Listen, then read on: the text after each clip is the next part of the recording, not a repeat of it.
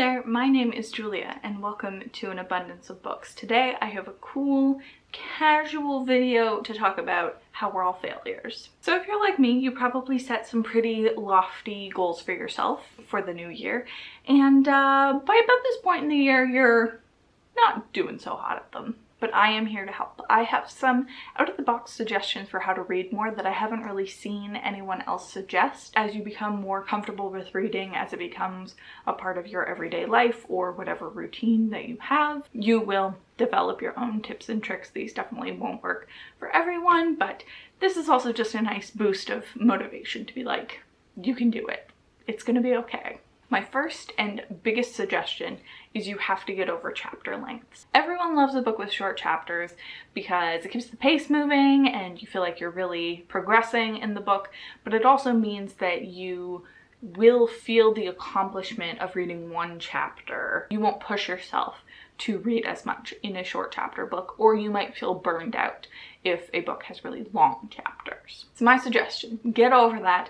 And what I do is I set myself a percentage goal. You can do page goal too, but I feel like that also means that you have a bias toward which book you are reading. If it has really small print, then that's intimidating. This one, definitely there's some bias towards shorter books, but I kind of balance it out. So when I started doing this goal, my goal was to read 10% of whatever book I was reading every day, which means I would finish a book every 10 days. You already have an end goal in sight and it's in under 2 weeks you're going to finish a book, and that feels really nice. If you have a longer book that's like more like 500 pages, you can always set it down to like 8% or something, but you still know that you're going to finish the book in a very timely manner. And it means that every reading session that you have will look relatively the same regardless of what book you're reading. Of course, it doesn't mean you have to limit yourself to only that 10% a day or adjust the percentage to whatever works for you, but it should be a nice small number that you feel can be attained.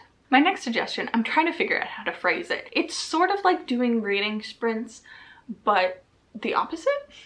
If you're settling in for a reading session, set a timer for yourself that is shorter than what you actually want to do. So for me, what I'll do is if I'm settling in, I'll set a timer for 20 minutes because that's one episode of Zack and Cody. I don't know why I always go to Zack and Cody, but I do. And it's something that like, I can handle that. And what happens is in the first 5 minutes, my brain is like, oh, I have 19 minutes left to read. I have 18 minutes left to read.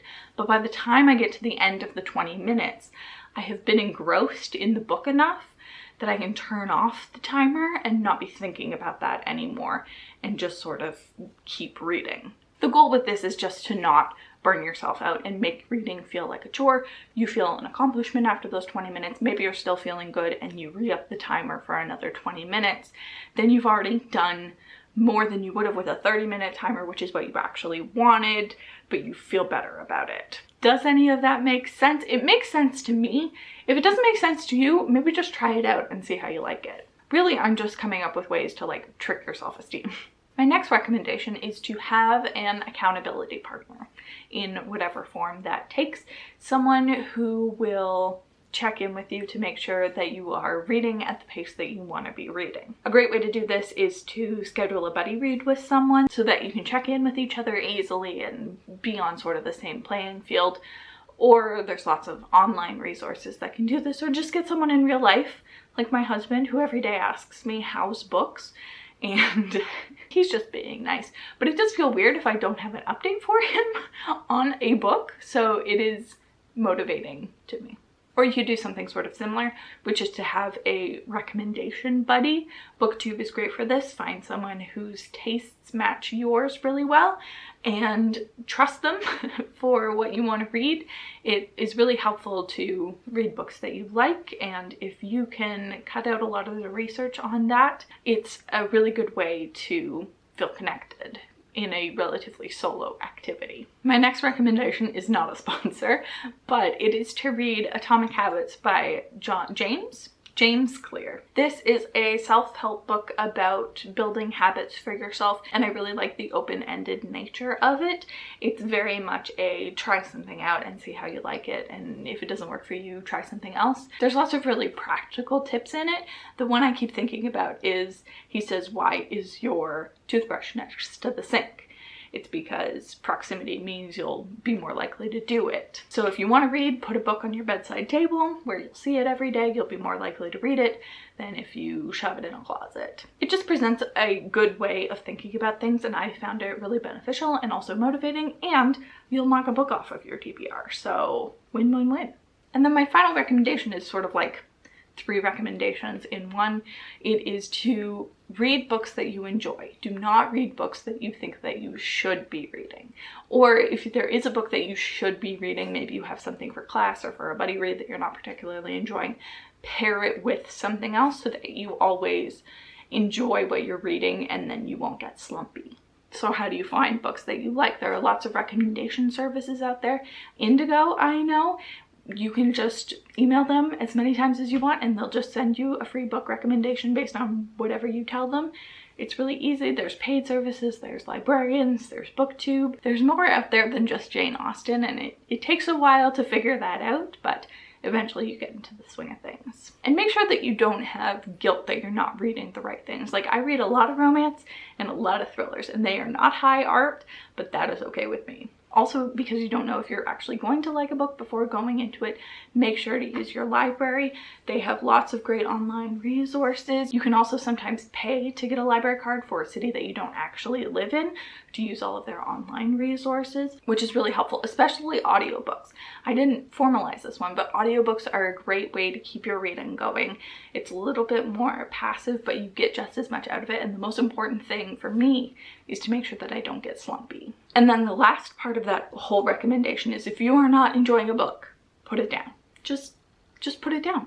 There is no book mafia that is gonna come and shame you for not reading the right book. As long as you give it a fair shot, whatever a fair shot is for you, I DNF things at like 10% most of the time. Some people have to go to 50%. Whatever works for you, whenever you figure out that you are not enjoying a book and it will not get better, put it down. Put down the guilt. There's of course no harm in putting it down and maybe picking it up again later or switching to an audiobook version. There's lots of different ways of doing it, but make sure that you are not letting it impact your reading experience as a whole. 90% of the time when I'm in a reading slump, it's just because I'm reading a book that I'm not enjoying. And it's so obvious, but you convince yourself that it's not, because you can be reading a book and it's not bad, but if it's not grabbing you, if it's not drawing you in, if you can go through a day and not really think about picking it up, then you're not going to pick it up. Of course, everything here is adjustable to your own taste. Atomic habits, I do really enjoy for that. And especially the idea of a habit doesn't have to be daily. It's whatever works for you, but don't skip twice is a big thing in that book, which I really enjoy, where if you're supposed to do a reading session and you're really not feeling it one day, don't beat yourself up about it. But if the second day comes around, make sure that you do it. And if you still don't want to do it, DNF that book. That's your sign. That's foolproof. That's like mathematically exactly what you should do. I'm a genius. And that's a big reason why you should make sure that you use your library, because if you spend 30 bucks on a book and you're not enjoying it, you're going to try to force yourself to finish it, and it's not going to be worth it. Sunk cost fallacy.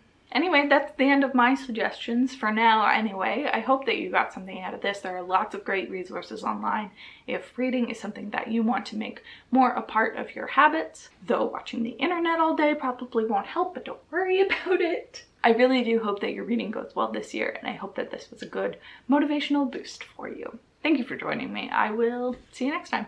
Bye.